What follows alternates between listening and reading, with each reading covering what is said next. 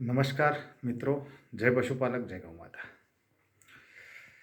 સાબરકાંઠા અને અરવલ્લી જિલ્લાના તમામ પશુપાલકોને જણાવવાનું કે તમને જે હવે ગામની સ્થાનિક દૂધ મંડળીનો જે નફો વાર્ષિક મળે છે તે પણ પૂરતો નહીં મળે તેવું પ્લાનિંગ સાબર ડેરીના સત્તામંડળ ઉપર બેઠેલા લોકોએ કરી લીધું છે.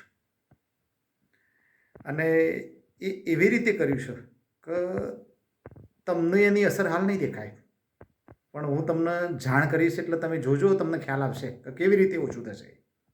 આડકતરી રીતે ઓછું કર્યું છે. હવે હું તમને જણાવું કે તમારી ગામની સ્થાનિક દૂધ મંડળીમાં સાબર ડેરીનું ઘી વેચાય છે. પાઉચ વેચાતા હશે, ટીન વેચાતા હશે કે લૂઝ વેચાતું હશે, જે હોય. લૂઝ ઘીમાં તો એમને ભાવ વધારો કરી દીધો છે, સાબરદાનમાં પણ ભાવ વધારો કરી દીધો છે. પણ હવે આ લોકો ઘીનો પાછો જો ભાવ વધારો કરતા હતા તો પશુપાલકોમાં એક ગેરસમજ ઊભી થાત. ગેરસમજ એટલે આપણે તો ખબર જ છે, ગેરસમજ નથી આપણા માટે, પણ એમનો વિરોધ થાત. એટલે અમને બહુ ધ્યાનપૂર્વક તમારી ગામની સ્થાનિક મંડળીનો નફો ઓછો કરી દીધો. જે ઘીના પાઉચ પાછળ જે નફો હતો એ ઓછો કરી દીધો. બરાબર. હવે તમને જણાવું, 5 ડિસેમ્બરના રોજ સાબર ડેરીનો પરિપત્ર આવેલો છે. દરેક સ્થાનિક દૂધ મંડળીને આવ્યો હશે, જોજો મારા ગામની મંડળીને પણ આવ્યો છે. બરાબર. હવે 5 ડિસેમ્બર સુધી તમારા ગામની સ્થાનિક દૂધ મંડળીને ઘીના પાઉચની પેટી પાછળ 407 રૂપિયા અને 19 પૈસાનો નફો હતો, અને ટીનની પેટી પાછળ 488 રૂપિયા અને 62 પૈસાનો નફો હતો. હવે આ લોકોએ પેટી પાછળ 230 રૂપિયાના 19 પૈસાનો નફો ઓછો કરીને માત્ર 177 રૂપિયા નફો રહેવા દીધો. અને એ જ રીતે ટીનમાં 276 રૂપિયા અને 22 પૈસાનો નફો ઓછો કરી 212 રૂપિયા અને 40 પૈસાનો નફો જ રહેવા દીધો. એટલે કેટલા પૈસા ઓછા કર્યા? 230 રૂપિયા એવરેજ પેટી પાછળ અને 276 રૂપિયા ટીન પાછળ. એટલે 250 રૂપિયા એવરેજ ગણી લો તમે. એક પેટી પાછળ આ લોકોએ 250 રૂપિયા એવરેજ ઓછા કરી દીધા. હવે તમે વિચાર કરો કે તમારી ગામની સ્થાનિક મંડળીના ઘીના વેચાણમાં પણ આ લોકોની દાનત બગડી છે કે ભાઈ સ્થાનિક મંડળી પણ નફો ન કરવી જોઈએ. ભાઈ ચેરમેન સાહેબ, દરેક સ્થાનિક દૂધ મંડળીના ચેરમેન, સેક્રેટરી, તમે જરાક પશુપાલકોનો નફો ઓછો થશે તો શું જવાબ આપશો?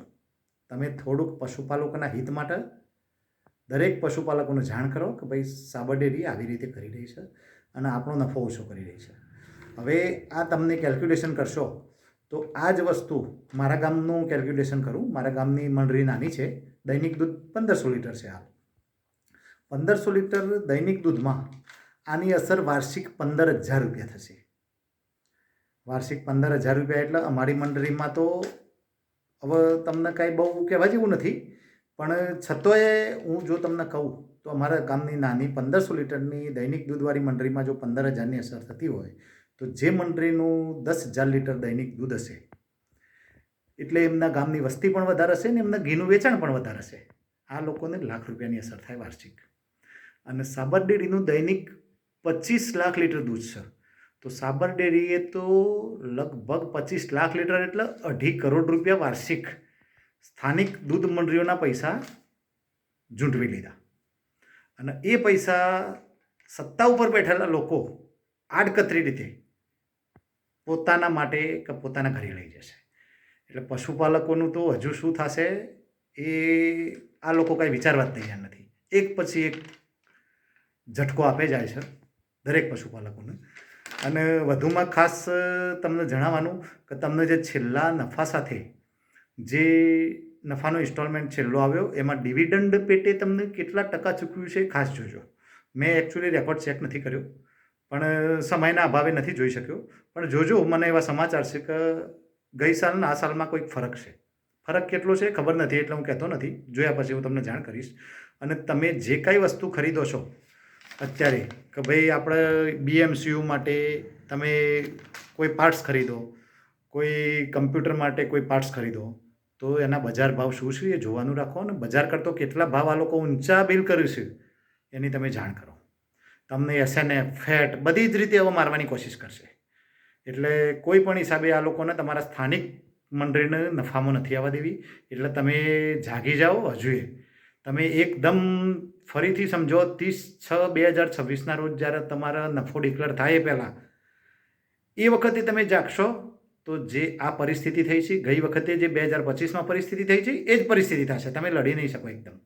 તમે અત્યારથી જ તમારી તાકાત બતાવો, તમે તમારું સંગઠન બતાવો. આપણા સંગઠનની ઓફિસ ચાલુ થાય એટલે તમે મુલાકાત લો અને આપણે કઈ રીતે લડવું, દરેક તાલુકા વાઇઝ આપણે ટીમ બનાવી છે અને નવી ટીમ પણ આપણે જે કમિટી બનાવવાની છે બનાવશું અને આપણે કાયદેસર એમની સામે લડશું. એટલે કાયદાની રીતે આપણે સાચા છીએ, આપણી જોડે આધાર પુરાવા છે.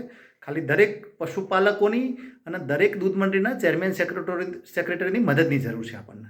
એટલે મહેરબાની કરીને દરેક લોકો સપોર્ટ કરો તો જે આ ધીમે ધીમે આ લોકો જે પૈસા સ્થાનિક મંડળીના પણ આમને જે ખેંચવાના ચાલુ કર્યા છે એ લોકોને થોડુંક કંટ્રોલ થાય. અને બીજું વધુમાં ખાસ એ જણાવવાનું કે જે લોકોના ઠરાવ બાકી છે એ મહેરબાની કરીને ઠરાવ મોકલાવો તો આપણે જે કાંઈ આગળનું કાર્ય બાકી છે, અધૂરું છે, એ પૂરું થાય અને દરેક પશુપાલકોને ન્યાય મળે એના માટે આપણે પૂરો પ્રયાસ કરીશું. અને દરેક લોકો આપણા સંગઠનની ઓફિસના જે દિવસે શુભારંભ છે તે દિવસે સમયની અનુકૂળતાએ પધારશો અને દરેક પશુપાલકોનું હિત જળવાય એવી રીતે દરેક ચેરમેન સેક્રેટરી કામ કરશો તેવી આશા રાખું છું. જય હિન્દ, જય ભારત.